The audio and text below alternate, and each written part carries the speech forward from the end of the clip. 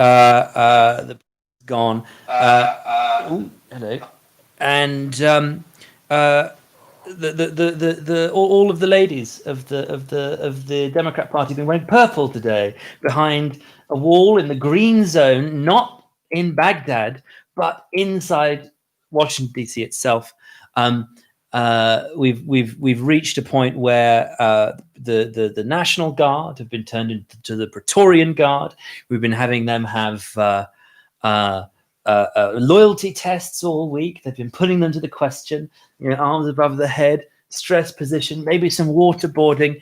The Democrats are certainly coming in with a bang to Washington. So much so that they are turning their guns on their own people and making sure that they have nothing to do with the first families, the great patrician families, the dynasties, the Clintons, the Obamas, the Bushes, and now the Bidens, our new first family with Beijing Biden at its head, trying to mumble his way through a speech and almost getting there.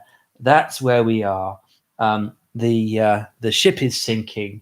All are bailing out. Rats, let's leave the sinking ship now.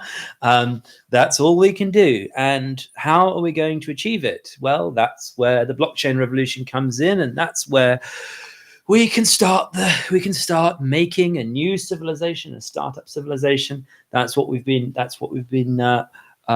predicting here at the New Athens for the past year. We're into the second year now, welcoming Ed Mirza, artist, tenor, theorist of education, master gilder, Dan Kolupski, our resident historian, and now also portraitist. He's rivaling Ed with some amazing portraits,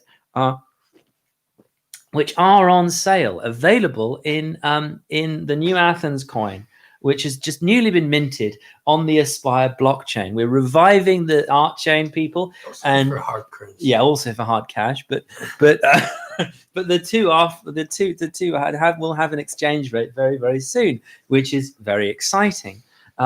So on to explain that. Yeah, we'll get on to that in a moment. We have so in her 30, cool. Ali Alan MacLeod says, "Ni hao, Sleepy Joe."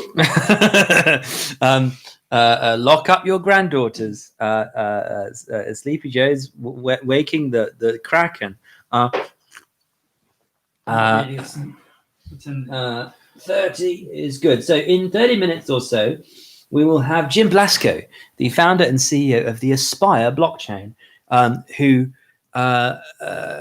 will come and speak with us about the very exciting new cryptocurrencies that we've been minting. We've minted 10 billion this week. You're a billionaire. Not me, the New Athens, and also Rosecoin, which is hotting up. This is a new project with Rose McGowan, post Me Too movement, to create a new republic. This notion of the People's Smart City, instantiating three pillars of freedoms, which have been deleted in our world, where the Chinese social credit system is upon us. It's the hour cometh the hour. And Rose very well identified that there were these three fundamental freedoms that were being infringed: the freedom of movement, of thought, and of finance. That people are losing. They're losing their ability to be autonomous and to have sovereignty. And so, with the New Athens, we've been looking at personal sovereignty and collective sovereignty too. And so we've had a lot to say to one another, and it's going to be a very exciting project. Anyway, so that's again, the three pillars? The freedom of thought, movement, and finance. Then we have our own Grecian. Physical movement. Everyone needs a bit of move around. We haven't got much of that, have we? Exactly. But we got freedom of thought, haven't we? Not really. No, they'll drill into your brain using your smartphone as a drill bit. Right. So no, you don't have freedom of thought.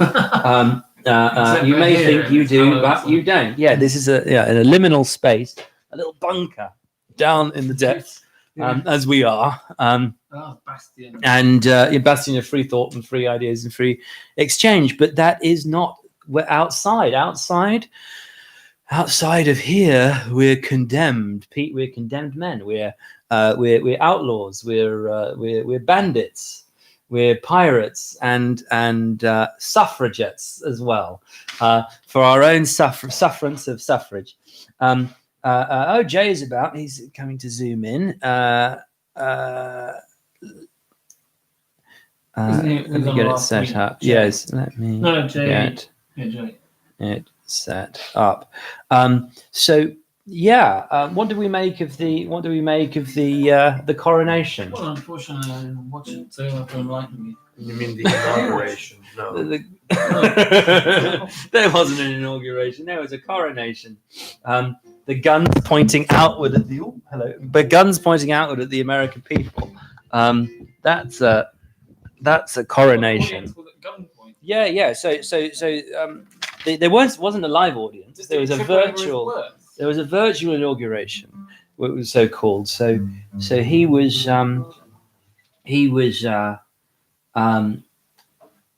accompanied only by the first families and 25,000 troops. Right, I wish I'd seen. I just couldn't. Instead of the people who would normally attend Washington, they instead had flags on the National Mall. So we had that crowd going up to the Needle, up to the obelisk from the Capitol. You see instead a sea of flags. They've gotten rid of the people outside the green zone. Only soldiers and the elite inside. The soldiers were guarding fences with guns, so that was just preventing people from entering or even seeing what was going on in their own capital. You see, the problem with at the moment is the inmates have taken over the asylum. The police, the military, civil servants, it's in the name, civil service. The masters of the public, collectively and individually. The way that common law works is it says that the government serves the people. Now, of course, here we have a German monarch scenario, and which is well come on to the theme that Ed very cleverly came up with today of demonarchy. In fact, what we're in both in across the Anglophone world is now we're in a demonarchy, a demonic form of government, despotic, and that's a great term. I think we should run with that term, Ed. What do you think? Are we in a demonarchy? I like demonetized. Is that what's the proper term? It's not. It's monarchy. No. Demon. Demoniacal. As in a people's monarchy. Why? No, not at all. I mean, the people are out of the picture, right? So why do you call it a demonarchy? Right? Well, you called it a demonarchy. So you call it an democracy, I suppose. A not democracy. Yes. A democracy. Yes. No, Not a democracy, but a democracy. Yeah, no democracy. Well, it's what is America. In that sense, it becomes a aristocracy, an oligarchy. What's the way to describe it? So you think it's a crowned republic? Yeah. It's like the Doge, perhaps. We now have an elected monarch, or at least sham elected monarch, elected by their peers, but who aren't us, the people, but who are the elite and the elite families. Well, I mean, the annoying thing about the word bureaucracy is that rule of the office. Yeah, but that's effectively what it is. That's you call it bureaucracy. It's just like people in the office, but people forget the fact that what it really means is that it's just the administration running everything. So the deep state is another word for bureaucracy, if you want to put it that way. Yeah, of course. So America is just a bureaucracy. And it's become more so as the states have become weaker and Washington has become stronger. Yeah. In the Federalist period, you had people like Jefferson, who among the founders who wanted strong states' rights and no central government per se, but rather the states just convening, sending representatives to a place where they can sometimes make some collective decisions. No standing army, and no central bank. And so this is the starting point of the United States during this federalist period in the 1780s, 1790s, was there is no central government. We're just a loose amalgamation of, at the time, 13, now 50 different city states where we do things differently.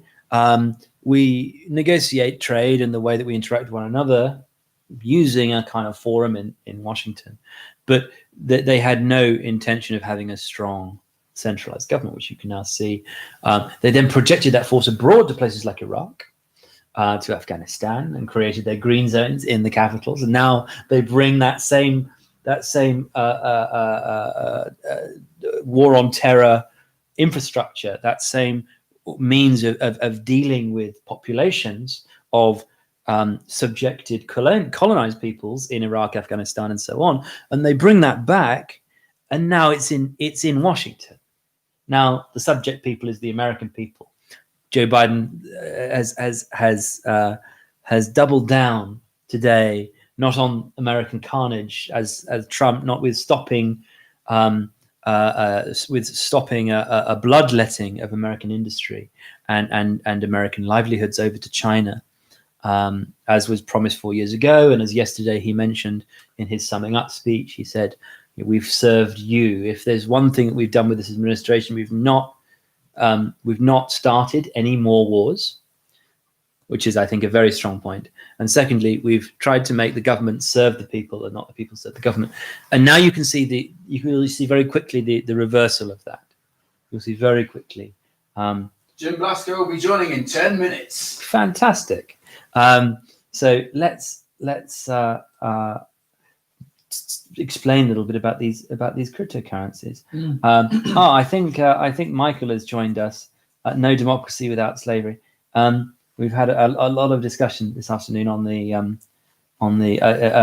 Swampilai says Zuckerberg is muted. Lorenzo, has he? I'm not sure.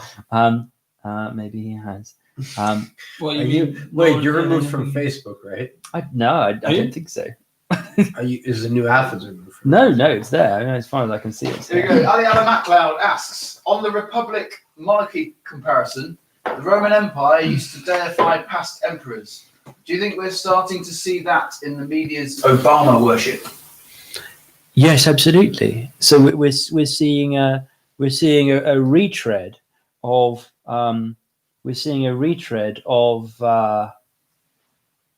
the entire breakdown of the Roman Republic. Worship, though. I thought he's quite criticized by some. mean, right-wing media. Yeah, I think there's a whole thing about he didn't show his birth certificate and that his wife's a tranny and that he's gay. No, I thought it was more like about bad foreign policy, being a lame duck. Yes, not understanding how to navigate conflicts, getting very little done.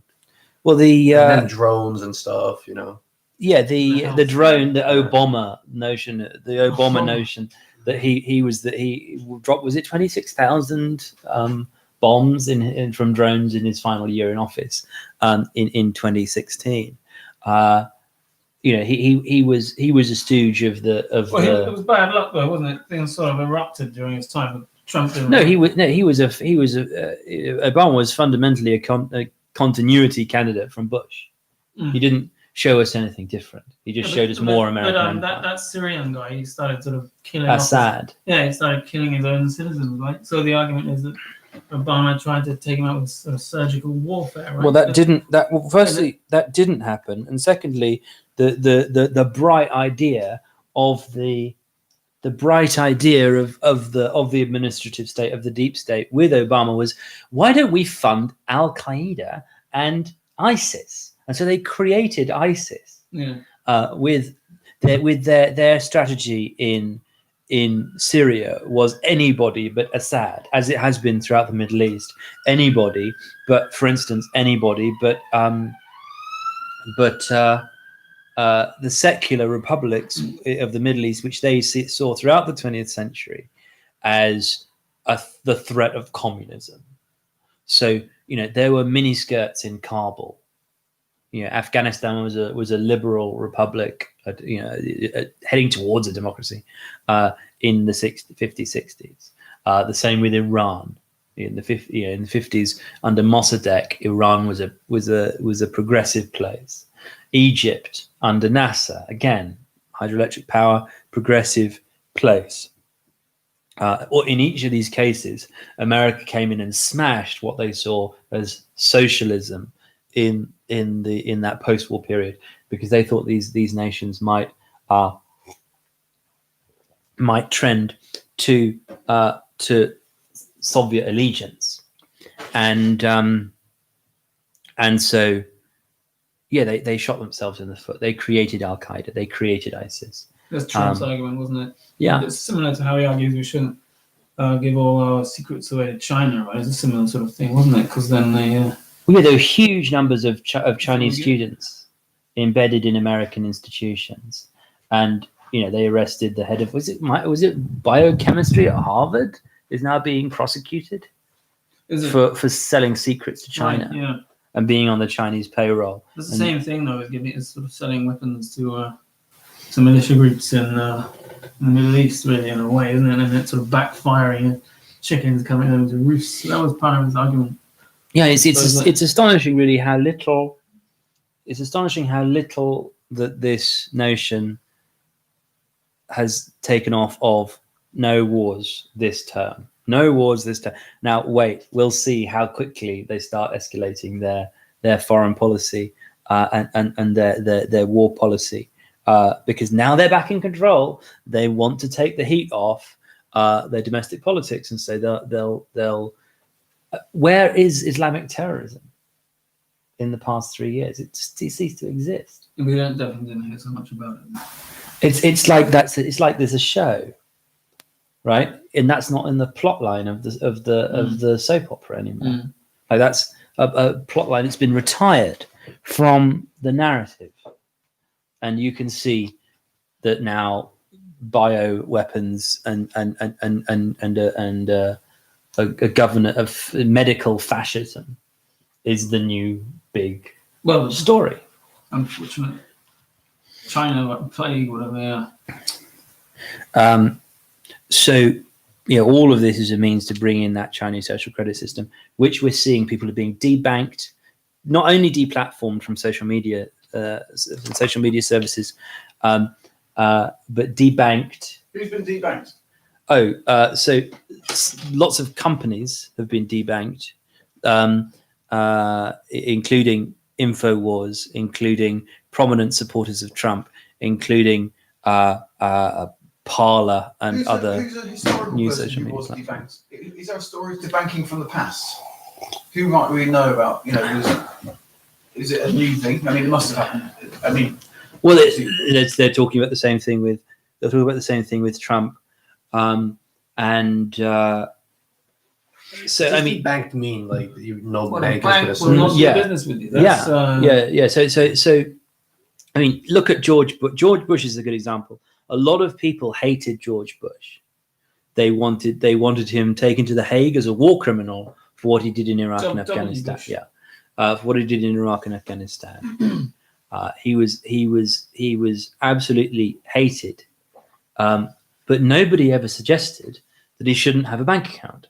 Nobody ever suggested that they try to target him or Obama or any of them, for denial of service attack, as you're seeing now. So a lot of congressmen and senators after the election were trying to appeal to some sense of American unity, either unity in a democratic process, unity in a process of vetting the election and determining whether it was valid or not, or unity in a new administration. But what we've seen from the victors is they're not interested in unity, apart from in a 1984 sense of one side doesn't have anything to say anymore.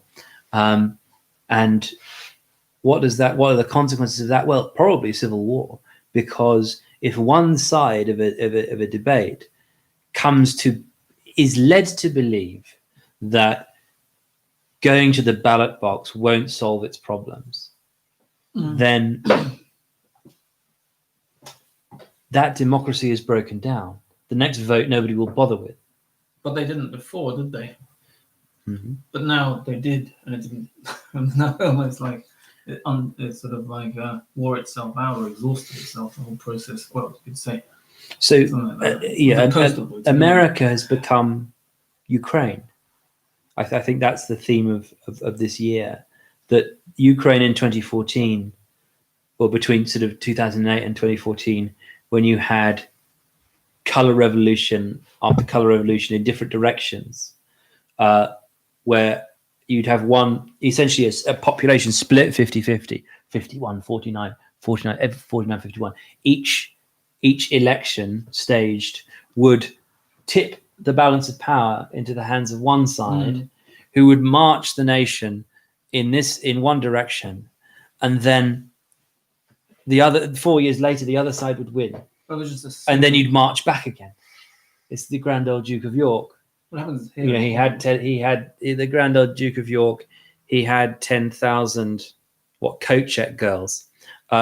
He marched them up to the Epstein's mansion, and he marched them down again.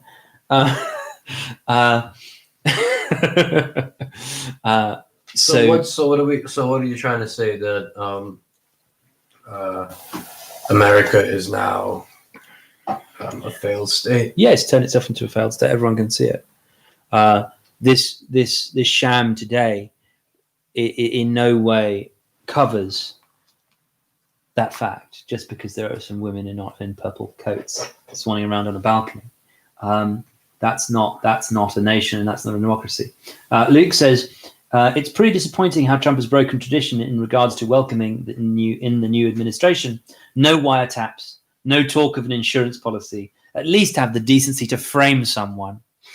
Our American Revolution would have been in vain if a Virginia farm boy is to be in hock to a New York stock jobber, who in turn is in hock to a London banker. Michael says, slavery is an essential component of life, and then gives us a girl getting spanked as an example of the way that slavery is part of life. And but all this is sort of grey warfare, isn't it? The debanking. The fifth dimension warfare. Fifth dimension war. Chess. No, 4D chess. It's the fifth. What is it? The first kind of warfare is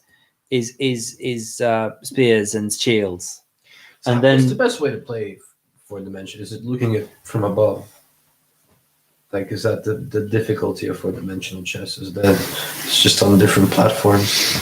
Yeah, I think it's depicted in Star Trek or Star Wars or something. Yeah, it's like different tables, and you can move between the tables. Yeah. Or so there's this. That would be.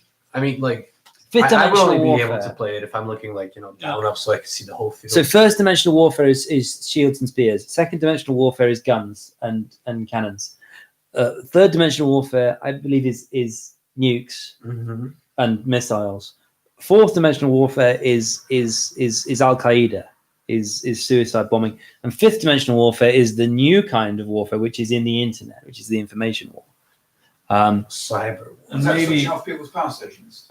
Yeah, so EMP on the kinetic side of that, there's the EMP bomb, the EMP burst, which takes out all the electronics but doesn't take out any of the people. But they starve because they can't get the food on the shelves because they live in cities, and when they fry all their electronics, they can't feed themselves. They go cannibal and they start eating one another. So that's the more kinetic end of fifth dimensional warfare. But the other end of the sort of the info war, hence what Alex Jones's channel is deplatforming people, is preventing them from having a voice, is debanking and is debanking them, is turning them non-persons. The Roman term. Jim's here. Let's see if we can get this to work. But biological warfare, I don't know which one that comes into, because that it's 3.5. Let's see. if I can get this 'Cause to work. I mean, that would be one quite plausible explanation of what's Let's going on. just right have now. you on the But screen. I'm not. Yeah, no, with the coronavirus thing, that's true. I mean, it's one of the most. It isn't In. impossible. There we go. Hey, Jim, can you hear me? Very good. I don't know if I can. Wait a sec. Let's try and get this to work. Have we? Switch your YouTube off. Yeah. Oh, the sound. It was good. Hey, Jim, can you hear me? I can hear you fine. I can hear Can you you hear me? now too. What do we look like? Let's full screen ourselves. How are you doing? I'm doing good. How's Las Vegas? Oh, it's good. It's very good. It's good, man. Keeps me busy. So I'm very happy with our new project that we've embarked on. This is really fantastic. Oh, here we are. We worked it out. Great, fantastic. Yeah. So Aspire, the Aspire blockchain. I remember I met Jim. This is Jim Blasko, everybody, the CEO and founder of the Aspire blockchain. Jim and I met was it the Marriott in Times Square in 2017 at Consensus, which was Consensus, which was a blockchain conference it was on like the 10th floor. And EOS had a big sort of champagne reception. And I remember meeting Jim, and he came up to me and asked me, "What's your aspiration?" And I said, "A smart city governed on the blockchain." And he said, "Well, that can be achieved. Let's do it." And so we then moved off, and I just caught up with him in this new year, and the Aspire blockchain is ready. It's already done $150 million worth of trading volume. Is that right?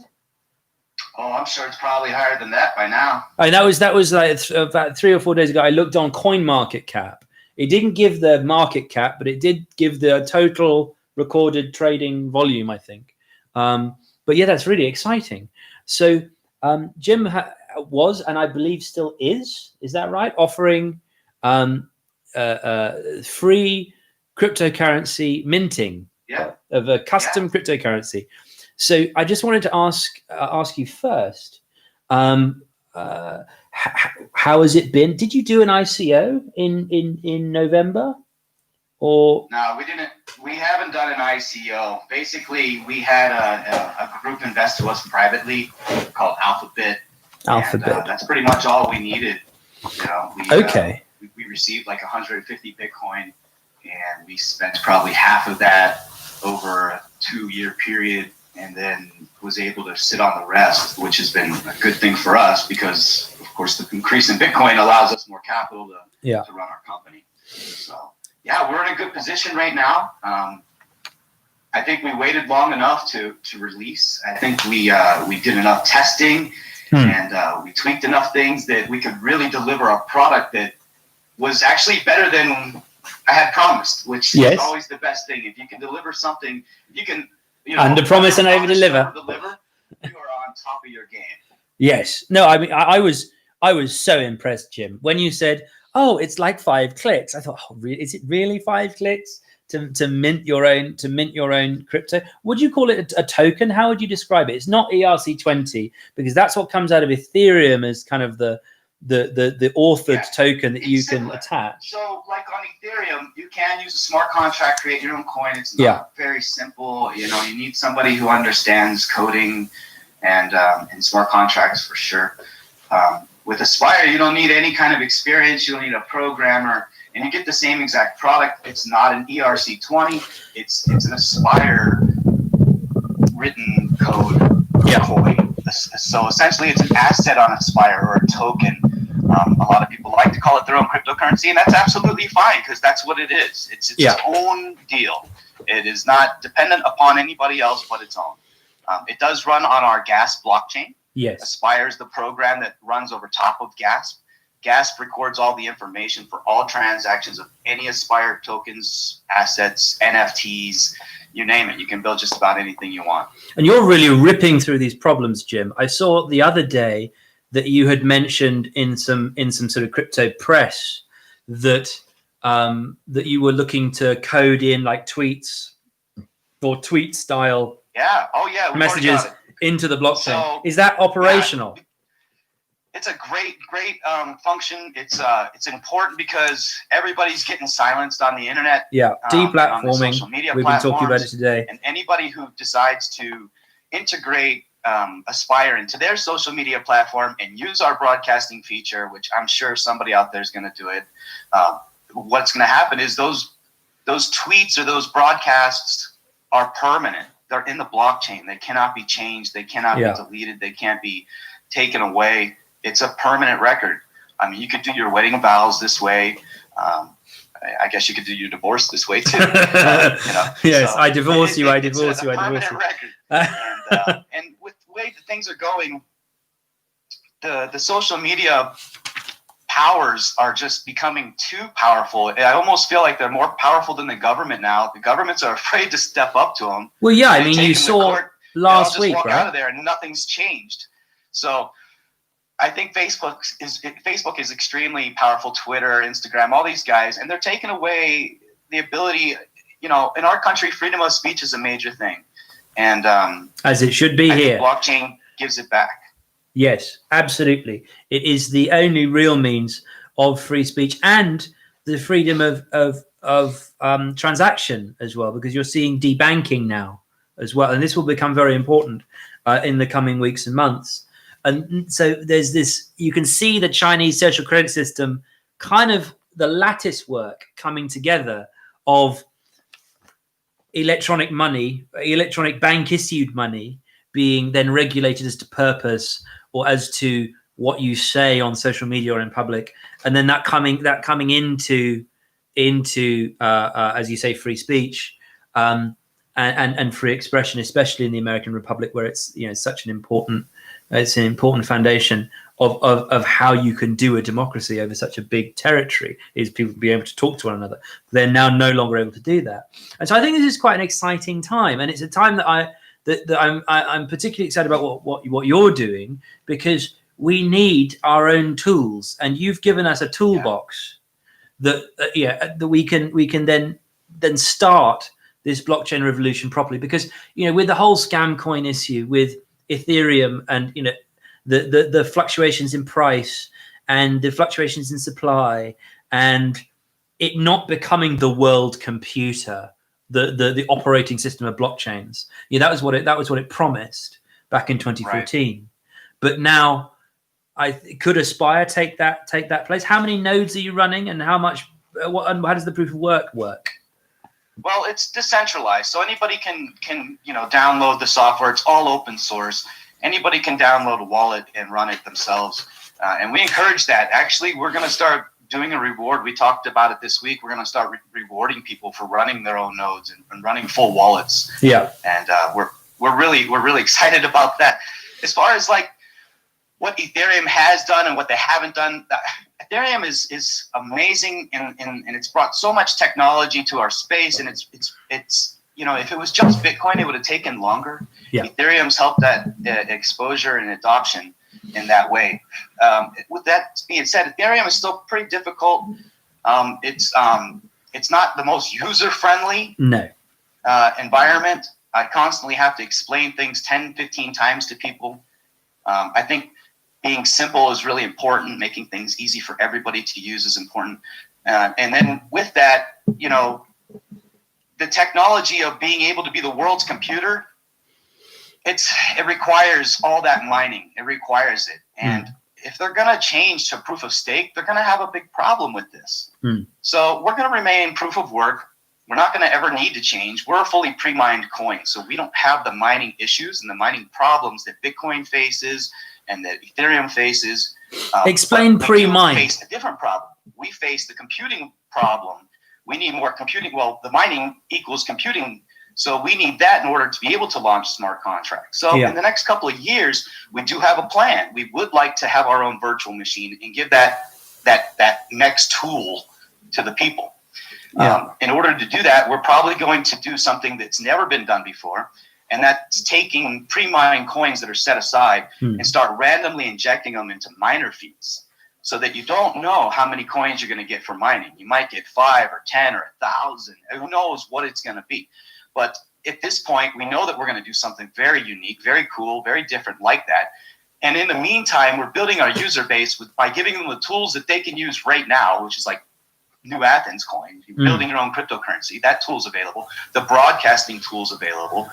Paying dividends by sharing and splitting up coins and distributing coins using the features of Aspire. All of that's available. We can do all that with very little computing power. This is the beauty of working in blockchain since 2010. I've built enough chains. I've broken enough coins. I've done enough that I know what it's really requiring to do the functions that people need now. Yeah, you were saying that the functions that people are going to want later. You were saying that start getting more miners. You were saying that we had to build a price point and get users first in order to give value to the coins that we want to put into the mine. So it's kind of different. It's not even a mine. It's just it'll be miner fees that we inject. So totally it's like excavating in the actual soil. You don't know how much you're going to get from your labor. It's if you start an actual mine, then you don't know how much you're going to find in the seam, but you do the work anyway. And so that's an interesting form of incentive. And depending upon liquidity of this, we can probably make it the most profitable coin and mine in the world. So where everybody wants to get away from it, we don't really need it so much now, but we want it more later. And Yes. So we'll use mining for more purposes than what people are using it technically for today. Okay, that's interesting. Yes, it always could have more of a use. For instance, mining mining inside information. Making the mining useful. That's an interesting next step because other problems, not just mathematical. Even though everything can kind of results back to math, we can still solve other problems using all this computing. Yes, like mining in the world rather than in the fiction of this algorithm that's cooked up just to be difficult for computers. If you look at the way ASICs worked, and if you look at the way that mining difficulty has increased, and now for Bitcoin you need a hydroelectric dam or a geothermal power plant. You're turning electricity into money, whereas the next phase of mining, it always appeared to me, would be mining information or mining inside data. And that was a lot of people thought that's what Bitcoin was originally. People thought they were trying to map out the brain. You remember that? Oh yeah, or SETI, or it was like you were decoding the like radio waves from the SETI project or something. Yes. Right. Which I don't believe that in any way, shape, or form. It's simply just solving math problems. But it doesn't necessarily need to be solving math problems if everything's already been mined out. If you're just mining to keep the transactions going and provide computing power to something, we can use that for smart contracts, which can be used to do much better things. So what's script? You mentioned script mining or the proof of work. Yeah, so we are proof of work via script. So we're very similar to Litecoin. Yeah. The things that Charlie Lee did after Bitcoin was pretty good. I've always been a fan of Litecoin. I don't hold any anymore, but I've been a fan of their technology for a long time.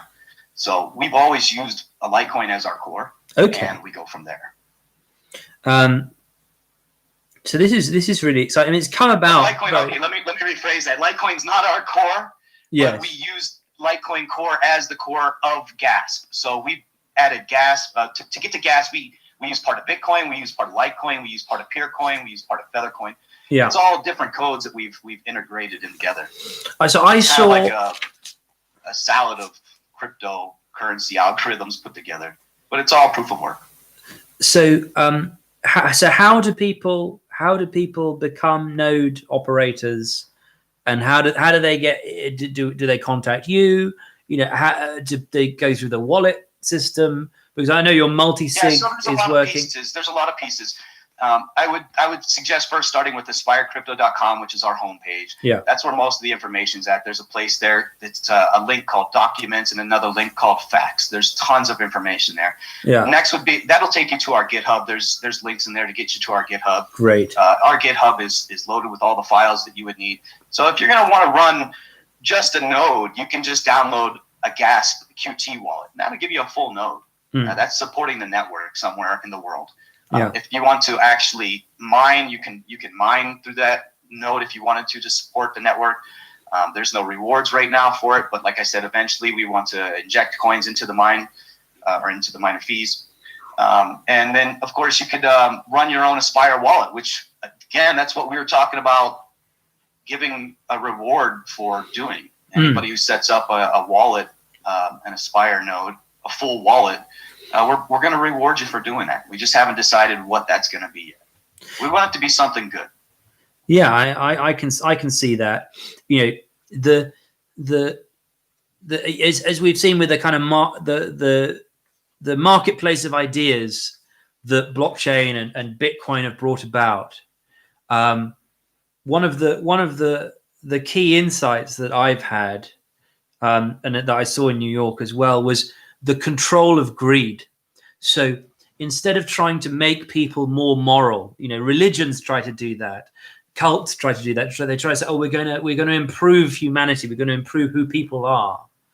Instead of that, what the blockchain seems to be able to do, to harness, is aligning rational self-interest with incentive. Yeah. And so if you look at the Byzantine generals problem, which stands behind this notion of proof of work mining, you can see what you're doing is you're balancing reasonably selfish people and their interests, so that they, by following what's actually their path of least resistance, you know, their path of their personal interest, they happen to be doing good works. They happen to be, you know, doing the right thing. Instead of saying you've got to make people want to do the right thing, you just incentivize the right thing, and they'll do it anyway. And so I think that incentivization that you say, you know, that's going to be the key, is making public service pay, professionalizing it essentially, and saying, well, if you do anything that's good for the collective, you need to get paid because you're taking time out and energy out to do that. Right. And so that kind of the architecture of those rewards, I think, will be, you know, one of the key one of the key kind of on ramps to it really working in a society. You know, all we're trying to build at the New Athens is a smart city, but a democratic one, as I told you years ago. And so we've been looking at the conceptualization of how to do a democracy using blockchain. I think Aspire, you know, really might be that tool, because you're building so fast. And so what's on the cards for 2021? Well, there's more coming. There's great stuff coming. Let me tell you one of the things that you can do now, because I'm all about, you know, I love the features that we have coming, and I'll tell you about one in a second that's going to be great. But what you can do now is true voting. Yeah. Okay. You can use blockchain to do true voting. So New Athens coin, which you've created, you can make a sub asset. Yes. You could make a sub asset called Vote 2021 or Vote. And whatever two parties are going, you could put it just for that party, and then you can give your addresses. You can send one coin to every known address that has New Athens coin, right? Yeah. And then you can tell these people, here's your two addresses. To vote for this person, send to this address. To vote for that person, send to that address. And you've got provable. You know, you can't cheat the system. I mean, it's a provable vote. So that's one of the things. No secrecy envelopes. Really nice that we're lacking right now. No secrecy envelopes. You know, we don't no mail-in. No secrecy envelopes. No mail-in ballots.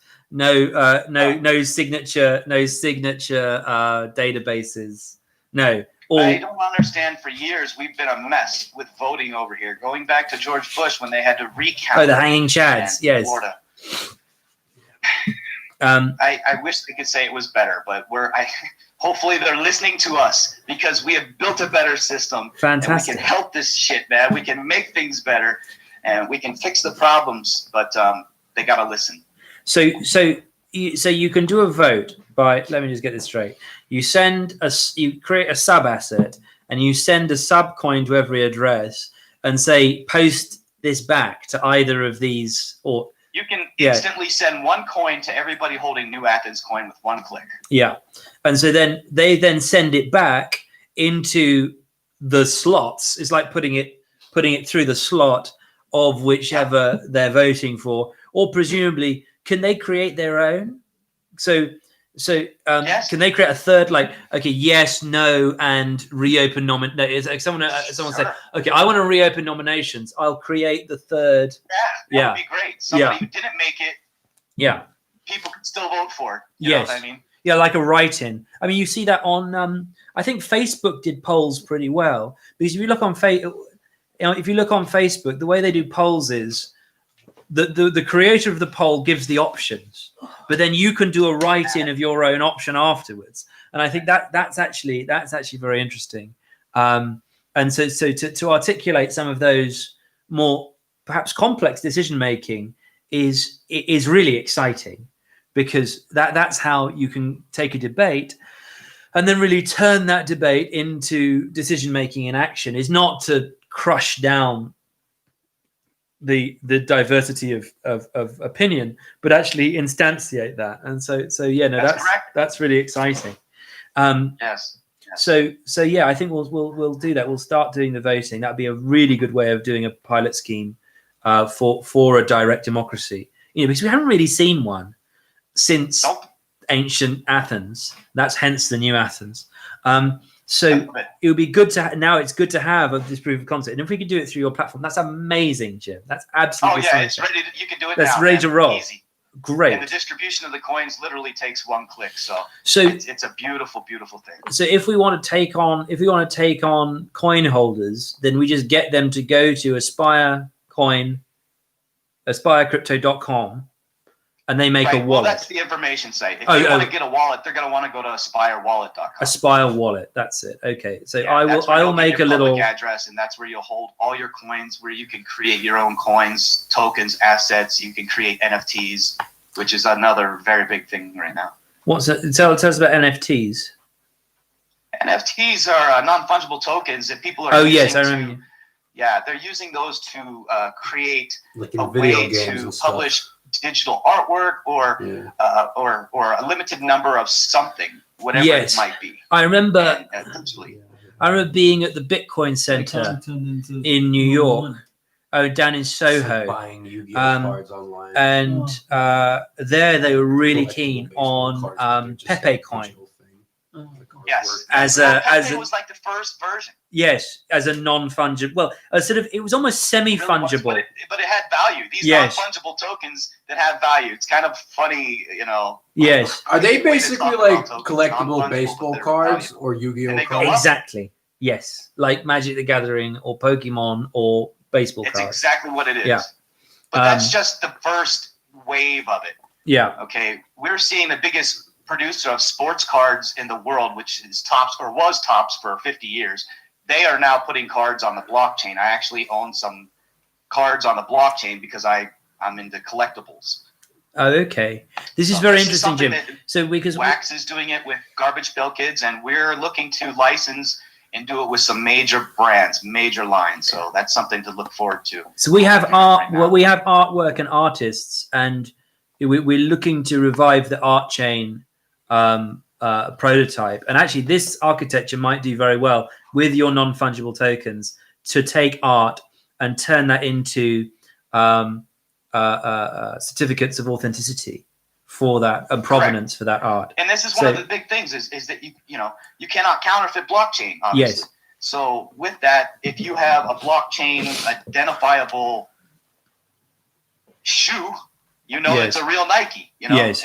Nike's talked about doing blockchain. I'm sure that's coming out. A lot of the major vendors are doing blockchain. What we're doing is we're giving them the most affordable way to authenticate their stuff, because it's too expensive on Ethereum. It's too expensive on Bitcoin, and most of the other platforms are too expensive.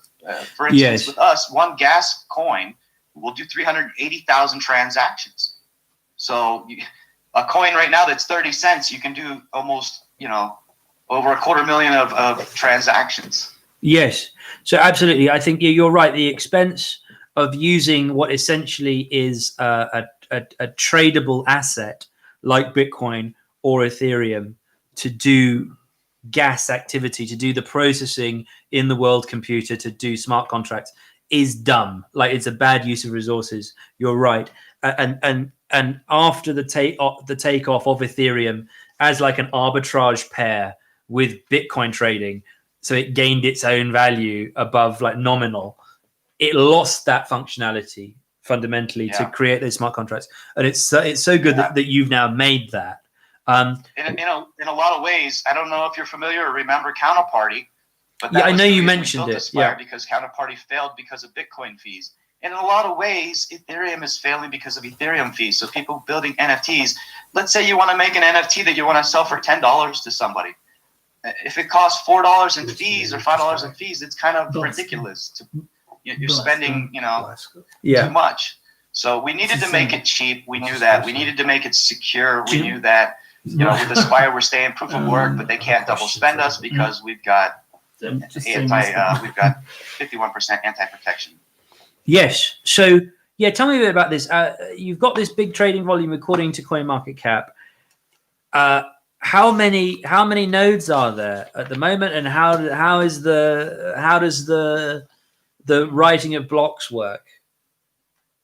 Well, I'm sure there's got to be hundreds of nodes by now because we've been out since July 4th. I never really check on the node count. Yeah. But so how does every time I look at one wallet, I'm seeing lots and lots of connections to each wallet. So we're up there in nodes.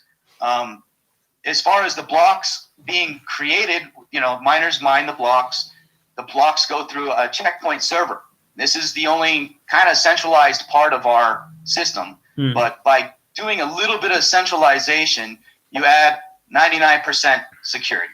Okay. So it's a good trade-off. Jim. And what happens is nobody can double spend because nobody can inject a bigger blockchain into ours. They can't hijack gas blockchain with another gas blockchain that has a longer transaction history and new blocks that they want to introduce where their double spend occurs. Not possible, man. That's old technology now.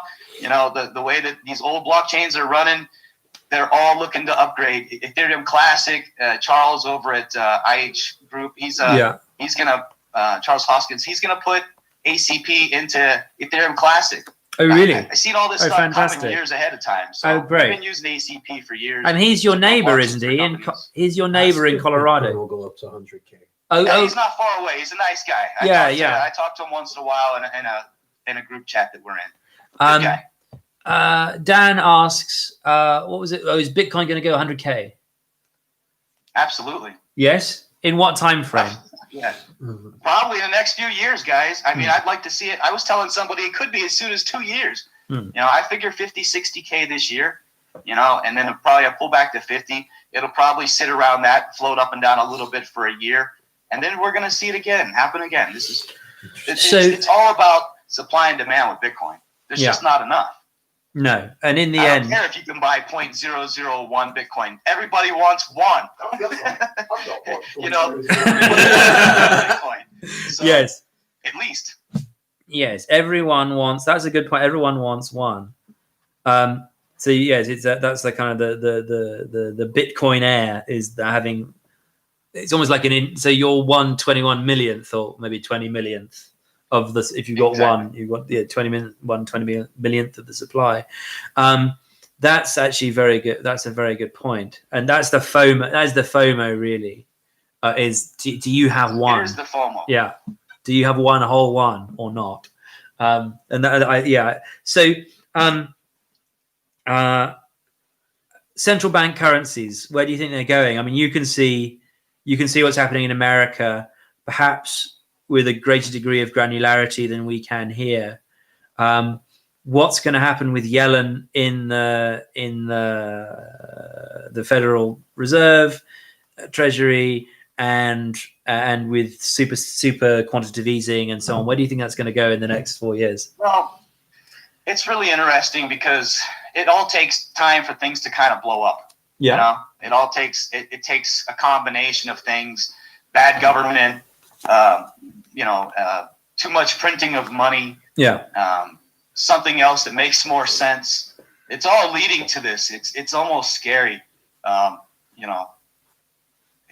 We haven't had war in years, and it almost feels like we're getting set up for war again, guys. I mean, like, no, it's astonishing. I mean, they've turned war with who? They've turned. What do you mean by that? We could see World War III come out of all this shit. I mean, presidents are changing. People don't trust anybody in our. I mean, look at it's a mess over here, guys. I mean, downtown. The truth is, it's a mess over here. Downtown Washington is now Baghdad. There's a green zone, and it's occupied by troops. I mean, that's just not part of the American experience, is it? That's what the Americans do to. Months is unbelievable. That's what the Americans do in Iraq. Things have changed dramatically, and is that really? Does it really feel like that there? That it's a very polarized. It does. It really does. Like I live in Las Vegas, where here it's different because around the rest of the United States, it's almost like everything's shut down, everything's closed, and out here everything's operating. Is Nevada a red state? Going on, and the home values are going up here, except people are being evicted, and everywhere else everything's going down. So that is kind of where I'm at, it's almost like an illusion, Jim, is Nevada a red state?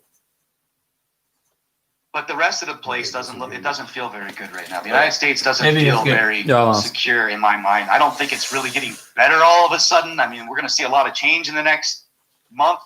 Yes. We'll see what happens. I'm quite nervous. Do you think there's going to be some kind of crypto regulation? We lost. Oh, absolutely. We lost Jim's absolutely picture. We lost your picture. What would that look like then? A crypto regulation? Oh, there we go. We got you back. All right. Do you think there's going to be the new regime is going to be anti crypto, anti blockchain? Do you think the SEC is going to get involved? The hopes is always that it gets better. We always hope that we get some rules at least. Give us some regulations and let's set some rules. Let's know where we're at, so there's not so many questions. Because you can go talk to 5 crypto lawyers and you get 5 different answers for every damn thing you ask. Yeah. So one of the things that, like, for us, like, because this all affects us too, we really want to launch our DEX. We have a DEX, which a decentralized exchange that will run inside the Aspire wallet that anybody can run.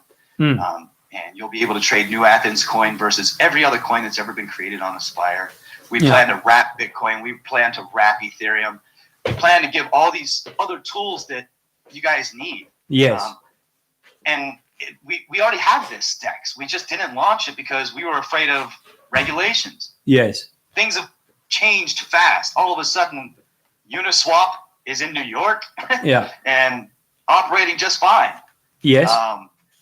Shapeshift has announced that they're going to open a DEX, a decentralized exchange. So ours is coming too. So hopefully we just get some rules in the next couple of years, some finalized regulations, so we know where we stand, and where we're at. We don't want to break the law. Yeah. We want to work with them. Yes. But do you think they're amenable? All this goes back to your original question about what about the central bank money? I mean, I just feel like everything's about to blow up because Bitcoin and crypto is really showing people a way. Like 2 years ago, people didn't know what Bitcoin was. Almost, it felt like. Yeah, there was that one little spike. What is Bitcoin? What is it? There was that one little spike in the media with the 20K price, with the pump and dump in like January. Well, it was around the Christmas holiday and January 2017 and January 2018. Then you had a little bit of traction in the mainstream media, but then you're right. Then it's sort of gone underground again. Really, the media didn't like Bitcoin then. No, no. Things have changed a lot because now the media, which is the banks, owns a lot of Bitcoin now. yes, and so you're saying. So if I bought some Athens coin, what could I do? So at the moment, we just minted 1 billion New Athens coin. We've also minted 9 billion Rosecoin, and we'll have Rose McGowan on next session. She's been rained out in Mexico. There's another storm's come through, and so we didn't want to test her internet connection, because it always goes down whenever she comes on the show when she tries to connect to the Wi-Fi in the rain. But So yeah, Rosecoin 9 billion. We were thinking of that as kind of like a citizenship token, and maybe minting 9 billion because there are kind of 8 billion people, and so that's a sort of one starting point. But with the New Athens coin, we're going to be launching it in the coming month. We've minted it already on the Aspire blockchain, so it's there. We're now I'm getting much more of an idea now, speaking to Jim, what tools we have to create these systems, whether it be the art coin, whether it be the voting system, whether it be crowdfunding, so getting people to fund the New Athens new smart city, and then distributing out those New Athens coin as shareholding, so they know that they have a share, and that being on the blockchain, more than just, well, you see crowdfunding platforms like Indiegogo and GoFundMe, and essentially there's no equity. If you pay me money because I'm creating a new kind of, I don't know, bicycle tire on Indiegogo, and so I'm seeking out donations, they're not investments, because you don't get anything to show that you've given that money, and you can't then trade that to someone else, and you can't say, well, this is an asset that I gave this money, but they've given me back shares in what they're doing. So yeah, equity crowdfunding is really the first port of call for this crypto. Have you had Jim? Is that what it is then? Well, so that's one starting point. I mean, you're raising money, of voting, of providing ownership authentication for and provenance authentication for things like art. So there's lots of what Jim's been outlining to us here is that he's already built in lots of functions. And so we can then take this asset and use it for these various functions: voting, payment, the exchange of money across borders. Now we're being locked down, debanked. Social media, we can create our own social media platform, as Jim's been saying, with the technology that exists already, which is really exciting. So we'll be making videos about how to do that. And I think that, Jim, maybe that's a thing for us to do, is to make some really hot video content of how to do these things. Sounds great. So yeah, let's do that in the coming weeks. I'll explore it, and then we'll work out how it works. And because to tell, I didn't get, from what I've been reading, and we've been chatting a little bit, but I didn't get quite how far down the road you were with the functionality. So it would be good to really show people how to do that. I know there was that. There was a video that dropped, was it yesterday? The girl took you on a walkthrough of how to do the wallet, your colleague. That was a good starting point, and I've already sent that to some people saying, what's going on? Okay, there's one point, but we'll try and make some too, and make them really slick, and that'll be a good starting point, I think, because what you've built. We appreciate all the support we get, and at the same time, we want to support you guys right back. So fantastic. Any way I can help you, just let me know. No, and we'll be in touch in the coming days. I will go through what we've discussed and really work out how these tools work in the toolbox we already have. And it's so good of you to have just built this out of well, the tools are there, and someone's got to use them, and you have the hands, right. And so you are the man. You have a bit of vision up front too. To know that these are the things that people need around the world, and it's just not there. It's not easy enough for people to do it. So we had to make it easy, affordable, and secure. Yes, and it's all of that. And that's absolutely wonderful. And I'm so glad that we got back in touch. And your And hopefully we can see each other again at a convention. I'll be speaking at the North American Bitcoin Conference next week, but it's all virtual. Yes. If anybody would like half off, they can use Aspire 50 to get half off their tickets. Fantastic. So yeah, I mean, you say Las Nevada is more active physically. Yeah. Can we go there? Can we fly into Las Vegas, or you absolutely can. You can fly here if your country allows it. They require like a COVID test within 48 hours of flight, I believe. On the outbound, yeah. So we do a come here, and we just opened up the Aspire Arcade. Yes, which is pretty cool. Aspire Arcade is it's a vintage arcade games like Pac-Man, Miss Pac-Man, Frogger, Donkey Kong, and pinball machines. And what we've done is I purchased a bunch of them, put them in a location, and I'm converting them, retrofitting them to take GASP. Oh, fantastic! Blockchain currency. Is this like the you can use quarters and dollars, but you can also use GASP currency. Is this like the Mr. Robot HQ? Is there like a kind of cult behind? It's like a front. I know what you're doing there, Jim. I know what you're doing. I watched a few episodes. I got to go back and catch the rest. They based themselves out of a games arcade. Funny enough, a games arcade in kind of like Coney Island or something. Yeah, exactly. It's just a fun place, you know. And at the same time, we're teaching people about crypto. You can win crypto. And we're hoping that we're going to be able to do like crypto sales at some point. Like we were talking about, can we sell Bitcoin? Can we sell Litecoin, Ethereum, Aspire Gas? Can we sell these coins like over the counter at a store? We've got a good friend of the show, David, who has Bitcoin cash machines that can be incorporated into like cash and carry, 7-Eleven, a point of sale. Right. So that's kind of promising. Yeah, we do have Bitcoin ATM machines here in Vegas.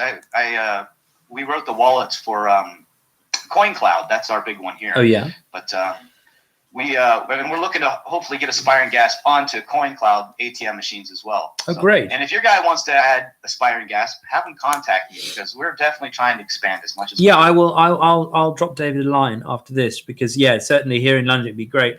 And you know, because it's more functional than Ethereum and you know, Bitcoin is gold. It's different, but you know what you can do and what we can do with Aspire is show people that these functions already exist. It's not on a white paper. You know, it's not after the ICO. It's not, you know, oh, there's a pyramid scheme here and there's some people just trying to get some cash and pump and dump it. It's not. That's not how it is. You've built it. You know, you've put the sweat equity in without this kind of reward scheme, sort of Ponzi notion that poisoned a lot of the ICO concept, which is a very powerful concept. This idea of equity crowdfunding, this idea that the people can fund things themselves and they don't have to go through the kind of clusterfuck of venture capital and of the banking class. But now this, because you've engineered the functions now, that's what's really exciting. I think that's what's really sellable. That was important. I think we had the option to go the ICO route back, you know, in 17, 18 when the rush was going on. I watched it happen. I was speaking at all the events, telling people about Aspire, and we just decided we didn't want to take any money. We wanted to wait until we actually built it. We wanted to show the world that, hey, you know, with all the shit that's going on out there, with all these scams, well, let's just build it. Let's just build it and get it out there and let the people decide. That's very powerful. If it's good or not. Yes. You know, and that's a very powerful move. That's what you did. Yeah. So what exactly defines this for someone who's not so sort of a bit of a layman in these terms? Well, I will start making some explainer videos. In fact, we should take you through it. No, yeah. Well, that was, yeah. How much, if I wanted to buy a Athens coin, how much is it going to cost me right now? Right now, we haven't launched yet, so we'll have like a friends and family. We have like a friends and family pre-release, maybe for the long-term New Athens contributors. Certainly, we're looking at custodianship and we're looking at how to create a kind of a board, and of course that would involve, you know, holding New Athens coin. But yeah, I'm kind of playing around with the structure right now and trying to work out what would serve people best and how to really make a community that can help people. So good job, Lorenzo. Thank you. You know, you've been at the coalface. I think we've been at the coalface too. But with your tech, I think, you know, okay, this can actually go global because we're at such this great time. Because there are people getting deplatformed, because there's this chaos in society. You know, if you look at Western society since the Second World War, people have been comfortable. There's not been a revolution or a new way of thinking because people have been able to get jobs. They've been able to have money, have banking services, They've been able to have houses, as you were saying, people being foreclosed. It's for the greater part of a wider middle class. It's not been hard for them to exist. So the incentive has not been there to tweak, to make something better, to make the function work, to improve the industry, to get rid of the gatekeepers of auction houses and art galleries and so on, whatever it happens to be, whichever field. There's not been any pressure to do anything because people have fundamentally been comfortable. In the end, they can find some cash. In the end, they can find a house. In the end, they can find a bank. But now that's becoming that steady ground is becoming unstable, eroded. And that erosion will lead people down the path of looking at things like Aspire, of looking at things like the New Athens, and hearing our message, and then think, oh, wait a minute, we lived in irrational. We can rationalize our world. We don't need to live in this kind of irrational world. When you talk about authenticating artwork, how can this sort of virtual currency have a physical link with a physical work of art, which proves its sort of provenance? What relation has it got? So the model, which we spoke briefly about earlier, was called Pepe coin. Yeah. So Pepe is the frog. Anybody who doesn't know, the green kind of 4chan cartoon frog who's often very sad or suicidal, and who's featured on a lot of the Trump memes, and there's a lot of he features in internet memes a lot. He became this little icon of Pepe as Shakespeare, Pepe as Trump, Pepe as Napoleon, or Pepe as a suicidal, whatever. And people started making art of Pepe in different scenarios. And as Jim was saying, they had Some bloke bought a Lamborghini with his Pepe coins. Is that right? No, Jim you bought a Lamborghini, didn't you, with Bitcoin? I did. Yeah, I was the first guy to walk into a dealership and I didn't cash the Bitcoin out. I was the first guy that just actually you gave that and left with a brand new Lambo. So I saw the interview with the girl in London who you mentioned that, and the difference is, it's a subtle difference, but I get what you're saying, is that instead of cashing out the Bitcoin, you got the guy to take the Bitcoin into his wallet as Bitcoin in lieu of the cash. And so what that is, it's a rhetorical victory, Jim. It's a rhetorical victory because it's not saying, okay, well, I can trade this for pounds or dollars and give it to you. It's saying, it's like the pizzas, it's like the famous pizzas. Yeah. The point of the NFTs is that there's no way you can redeem it as money. Is that right? Well, so you can attach a value to it. You're forced to only use it as a. You can have this. So the Pepe coin became this kind of collectible cards, and they became a certain number of them. So like maybe 100 of Pepe as Napoleon or whatever. On the horse, and so because there was a rarity that was baked into the blockchain. So that Pepe coin would have been listed with a picture on the blockchain. They say 1 of 100, 2 of 100, to 99, 100. Digital picture. So a digital picture would be registered on the blockchain, and then there would be. We're looking to authenticate the Mona Lisa. With blockchain. That's anything that's created now. So then they gave an edition. You know how with artists they make print editions. They say, oh, it's limited, but we could just make some more. Right, so with this, you can make some more, but you have to start a new edition. But are we talking about a digital art form or a physical? Well, so in that case, the Pepe coins were digital. Yeah. So what was interesting about them is they became almost like a money note. Because they were 1 of 100, then each one of this type change represented one single pixel, and it would no longer be. Yes, no longer be that one, and you had to issue a new one with a different pixel. Yes, a different pixel. Yes, so it would be an object. Like it would be another edition. Yeah. This particular sort of limited edition of digital pictures of Pepe the Frog had an exact. Yes, it was the set of pixels. So if you take any file, if you take a digital file, which was exact, then you can list all the bits like 100101, and so for instance, you can go through your computer and find the same file. If you've got different copies of files on your computer, you can find all the copies of that according to the hash. So essentially, the number of ones and zeros in the file of this exact pixel in this location, or like maybe scaled up or scaled down, will then lead to a hash, which is then a string of letters and numbers, which is the address, the unique identifier of that combination. And so if you change one pixel, then the hash will change, and then you won't be able to identify it as that thing. So the problem with physical art that we've encountered is photography or scanning.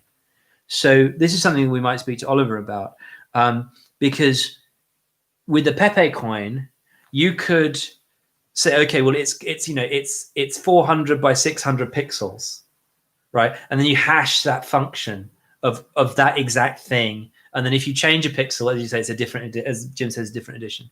But with a physical piece of art, you've got to decide on a way to turn that physical piece of art into a hash, because you can take a photo, but then what if you take a photo from a different angle?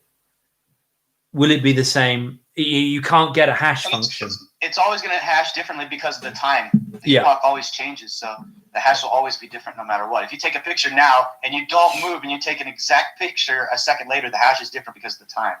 Yeah, I see what you're saying. I see. So what we were looking for, and it may be that we were working on this in 2016 with ArtChain, and now perhaps the AI has moved on a step further, which we didn't have access to those APIs at the time. Was if you look at the way that they're doing pattern matching with deep fakes now, getting videos of Trump and Obama saying whatever they want. If perhaps the pattern recognition of the AI is going to be better, so we can take a picture of one of your works of art, and then if I take a picture like slightly off center when I want to verify, is this the same thing? You sell it, and then I go to the guy's house and I take a photo. Then perhaps there'll be a way now to give like a frame of reference of, well, if you take it from within this 5-degree angle, then your photo will be matched.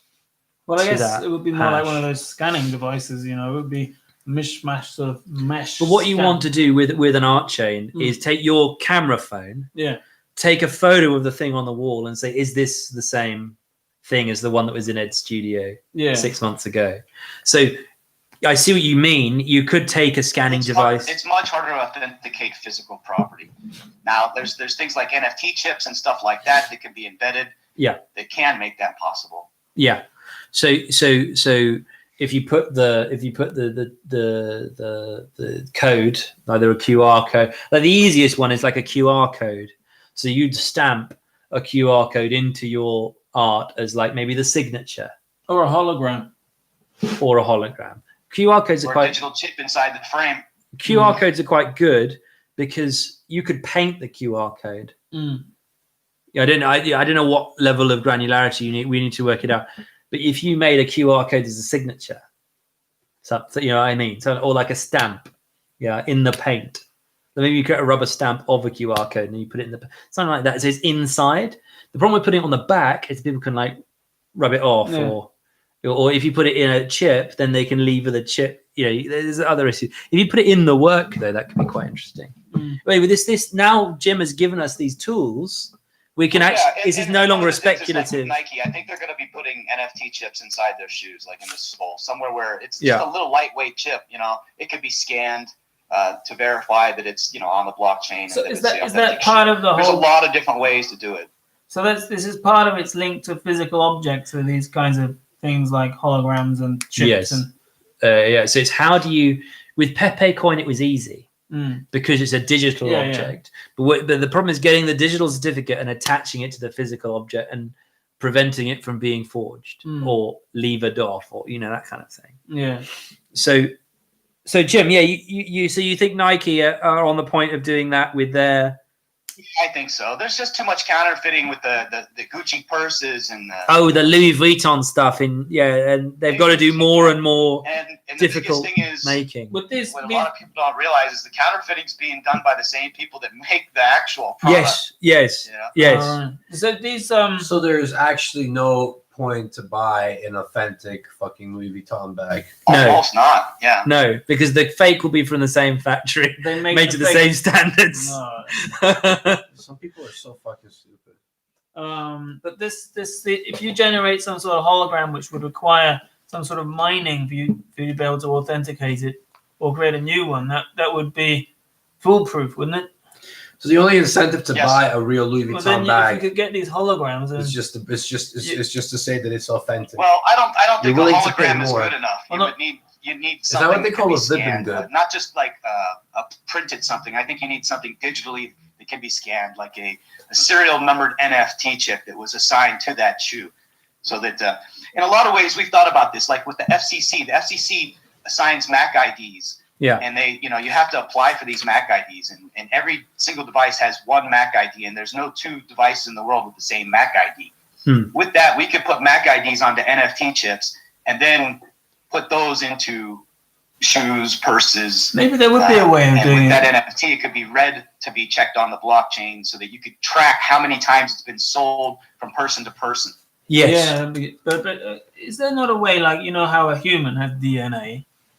Say an object, does it not have something similar, something unique, something which... The problem is, yeah, if you look at Rembrandt, like if you look at Rembrandt's paintings in like a chronometric analysis of the paint, or with a microscope, and you can see the impact, like a wave of impasto. I know that brush stroke was only made that time. The problem is turning that into something you can read with your smartphone camera. Yeah, maybe there is something involved. There could be something on a molecular level. Maybe. So some False the idea. you can't forge a Which human. blockchain? It's made out of different Yeah, bits. No, but we've got DNA. Maybe there's something in an original art which could never be replicated. Maybe if you X-rayed it, if you had the right kind of. Well, now we've got the tech, we can work it out, because we There can might actually be- start there might using be the stuff and trying it out, There might be some rather way- than there may be leaving some it way of as an finding abstract sort of discussion. DNA imprint of not exactly or something comparable with particular physical object. Yeah. Maybe. And then, of course, you get CRISPR, so you get the gene editing. And you'll have your painting going. But people, It'll be like a digital nanobot parasite that edits your painting. well, yeah. It might be possible. There may be some unique fingerprint that it is in physical objects. Anyway, Jim, this has been a great starting point. Thanks for joining us. You're welcome. And Thank you for let's having keep the me. channels open. We'll be making some videos, and we'll get into discussion with you about exactly what these functionalities are. I'll dive deep on the facts and other pages in your website, which I'm sort of going through slowly, trying to work out how exactly this. It's a great tool set. There's a lot there. Yeah, But I'm always here to give you any reference or question that you have. Just ask me. fantastic. Well, Jim, this has been a great New Year's present, because now we can actually start building stuff. We have our own tech team, but the authoring it to begin with is a big effort. And so to have this tool set that you've made is just going to accelerate our growth so much quicker at the New Athens. And so let's get on a call with Rose in the week. She wants to talk about Rosecoin and what she can do from Mexico and how we can go about promoting that, which would be really exciting. Sounds wonderful. And that's a wrap. Thanks for coming. And it's been a Thanks, real guys. pleasure to It was catch great. up with you London. again. Hopefully, I'll get to come back soon. Yeah, no, and we'll come to Las Vegas. If that's a zone of freedom, then that might be the place, that might be the Schelling point. Anyway, catch you soon, Jim. And thanks so much. Wonderful. That was Jim, everybody. Someone knows what he's talking about. Yeah, no, Jim's great. Jim's great. I didn't. So Jay will catch up with us next time. I think he was in the waiting room, but we missed him. Sorry, Jay. We were deep in conversation. No, that kind of worked really well. And no, he's really built a great deal of value, a great deal of stuff. What do we say in the comments? Aliala has asked, interesting introduction to Aspire. Thanks, Jim. What does Rosecoin do that none of the other thousands of crypto projects do? And how confident are you this isn't another Prodium or BitConnect? Good point. So have all the supply been pre-mined? If so, what's the reward for securing the network? If there's no block rewards for miners except transaction fees, why bother running a node? Or if I missed something here, pretty much how KMD run voting for notary nodes. Good system. Didn't artists and designers put deliberate mistakes into their work to prove its authenticity? Says Daniel. That's not you. That's another Daniel. Is that one of your Daniels? Like the mistake in the rug. So it's not to worship the prophet. It's actually to worship the prophet with an I, F, and an I, because it shows that it's your. You can say, oh well, actually, I put a stitch out there. I think that's yeah. So oh, that's actually done perfectly. So that's not my one. You wouldn't know where it was, but I know to find it. But then it would come this secret, which we tortured out of them. Like, where's the mistake in your work? I'm going to kill your mother. But if there's some way of encrypting it, finding some sort of... Well, anyway. So a way that you don't even know where you put the mistake. Well, no, but then the unique fingerprint of a physical object. Well, now we've got the tools, we can actually work it out. If a replica is copied too well or identically, this is what Daniel G has got to. If a replica is copied too well or identically, it doesn't have the signature. Maybe that's what they said to cover up their mistakes. Well, like the Gucci bag, one of the G's is slightly off, for example. Yes. Okay. Great. So thanks, Daniel and Aliala, for your contributions. This has been a great one. We will be doing a lot more with Jim Blasko and Aspire blockchain. Now we've minted, as I say, 1 billion New Athens coin and 9 billion Rosecoin. We'll have Rose on later in the week, possibly over the weekend, to discuss further with Jim exactly how the Rosecoin launch is going to work. I think we'll be aiming to launch both coins in earnest with the functionality of art authentication, with the functionality of equity crowdfunding, with the functionality of direct democracy of voting, with the functionality of exchange of value and of currency. Now people are getting debanked, and we can also move towards Jim's broadcasting his own social media platform, where you can broadcast your tweet permanently into the blockchain, so you don't need to rely on Jack Dorsey and whether he likes you to have a voice on social media. So I think all of what he's discussed is an outline for us is really cool and really exciting, and a great boost for the start of the year. I mean, what is it? Something that's just more? It's what we would have to have built ourselves. It's what we'd have to get Emre and so on to program up from first principles. Something is it? So he's built a tool set for people, anyone to use. Yeah. So you can I will sign you up. We'll make a video of Ed becoming a user of the New Athens and Aspire, and as the uncommon reader, the interested non-specialist, and that will be a good means of start. Let's do that. Is it the point that there are certain things you cannot buy with an Athens coin? No, it will be fungible like a currency, like Bitcoin, like pounds, like euros, like dollars. Once it's launched, but we need to what's the point of an NFT then? Non-fungible. So that's when it's like a certificate, when it's or has a security value in its uniqueness, rather than in its fungibility, its exchange for anything else. Forcing the issue of the validity of cryptocurrencies in a way. NFTs have an innate value of their own. Well, because of what they're attached to. No, but so let's say one of them is attached to one of your paintings, or perhaps more proximately, a digital recording of one of your songs. That's an easier place to start for us, right? Because that's a digital thing. It's a digital thing. And so if you hash that wrong, it's not one of the copies of your song. Yeah. So that's an easier place to start. Yeah. Because that's a digital recording, so that has a hash function. Yeah. You can say, okay, well, what is this file? You can write down the signature of the file, which is the hash function. If you change anything in the file, the hash changes, so it's not the same signature, so it's not the same thing. So this is a means of ring fencing what Napster blew open, which was, well, if you can copy all of these music files then what's the point in buying the CD? Somebody else can buy the CD, rip it, and then you can take their copy. So, there's this possibility of digital rights management through crypto and through blockchain. That is an easier starting point, like the Pepe coin is easier as digital art than a physical object in the world, like one of the paintings that comes out of your studio. So that would be a place to begin. And of course we can then prototype some of these stuff like Jim's chips or QR codes or whatever it happens to be.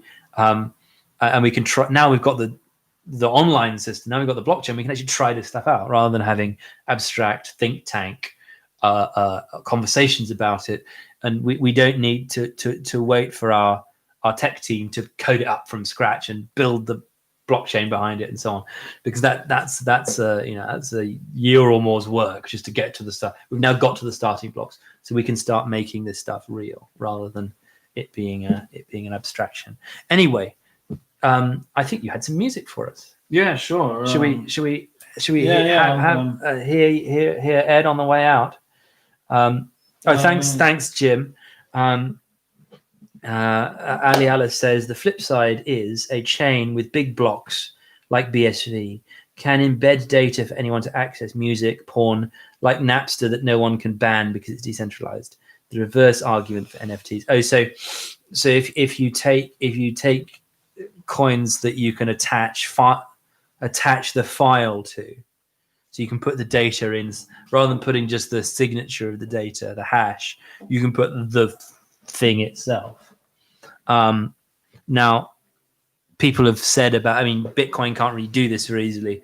Bitcoin's just a machine for the digital gold and the assignment of that and the trading of that. So with Bitcoin, it's very hard to attach like a file. Mm-hmm. Like we're signing this transaction as, it's got a PDF or a JPEG attached to it, because it just doesn't have the space in the blocks. So if you make the blocks bigger, like BSV, you can then put more in it. But actually, there's an elegance to just putting the signature to something, just that little tag that shows you what it is, rather than having to show the thing itself. Mm-hmm. Anyway, you ready? What are you doing over there? Are you going to play something? Well, I can't. But go. I'm just noodling. There's a microphone here. Yeah. Or here. Where do you want to be? You want to stand? You can stand. Or okay. There's a microphone here. I could sing like that coin thing.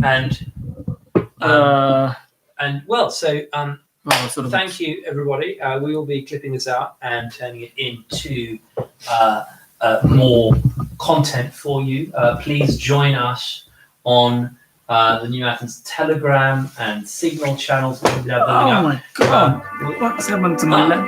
And here we go. Is the begun? Oh, it's all right. You can keep it talking because it's the intro. It's a long intro. Okay. Well, thank you for coming. Sad that the Republic has died, and it's fine though because we have a new. Do I have to sit down? No, you can stand up. But they'll only be able to see my lower half. You can turn it. All right. Are you still? So thank you for coming, and we will be providing more content. Rose will be on the show this week when we're coming in with more. This has been the New Athens with me, Lorenzo Mefsa, Ed Mietza, Oliver Elkin of Morning to Media, and Dan Kaluxi. I think he's got a little ring done. And that was Jim Blasko, everybody. In the night I heard someone softly singing, a manly voice, a song of love so tender. Each sweet note from his heart so lightly ringing, that with delight my heart did wildly flutter.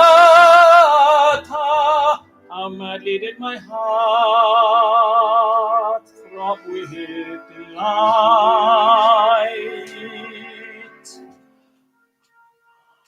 How sweet those notes, so sweetly, softly ringing into my heart, the music soft and fleeting. Give me a song that my mother has forsworn me, I love song sweet that from a child she's hidden. She cannot know the passion that will start. She cannot know the passion wakened in my heart.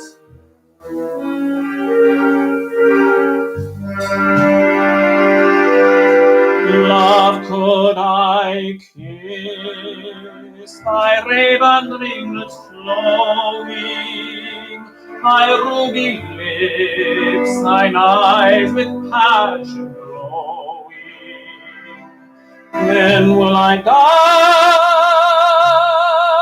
but just that out of rapture of love supreme, but all eternity.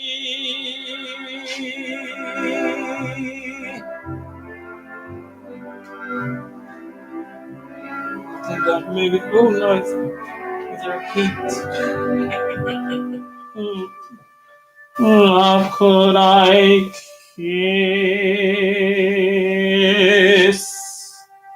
thy raven ringlets flowing, thy ruby lips, thine eyes with passion glowing, then would I die, but just that out of rapture of love supreme, but all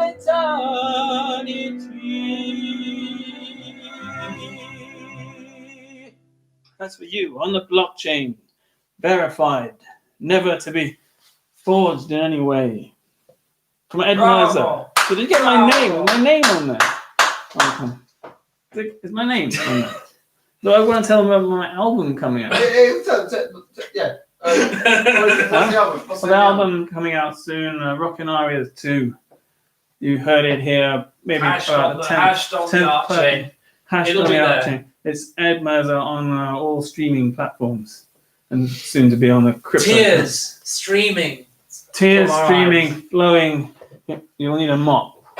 and a bucket. Thank you, everybody. Catch you soon. Cheers.